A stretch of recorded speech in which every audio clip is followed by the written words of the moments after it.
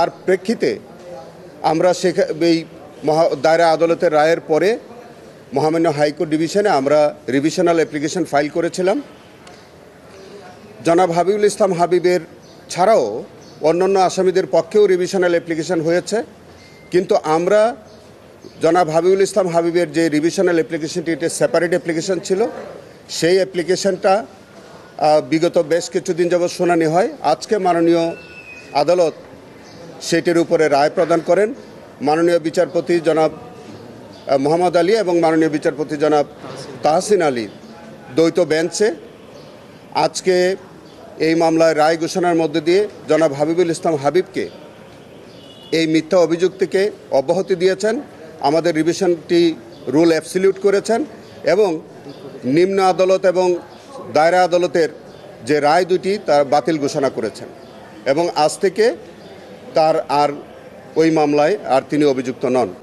এটি তারা আদালতে দিলেন না, এটি কোনো পুলিশ স্টেশনে তারা জমা দিলেন না, এই বিষয়ে তারা কোনো জিডি এন্ট্রি করলেন না, এইটি তারা তাদের হেফাজতেই ছিল বলে তারা দাবি করলেন। এরকম একটি ভিত্তিহীন অভিযোগের প্রেক্ষিতে জনাব হাবিবুল ইসলাম হাবিবকে বিগত সরকারের আমলে একটি আজ্ঞাবহ আদালত তাকে বিভিন্ন ধারায় 10 বছরের সাজা প্রদান করেন। 307, 440, 506, 500 এবং 148, 49 ধারায় তাকে সর্বমোট 10 বছরের সাজা প্রদান করেন। আমরা এই আদেশের বিরুদ্ধে মহামান্য দায়রা আদালতে আমরা আপিল ফাইল করেছিলাম, কিন্তু তৎকালীন সরকারের আমলে দায়রা আদালতও তার এই সাজাটি বহাল রাখে।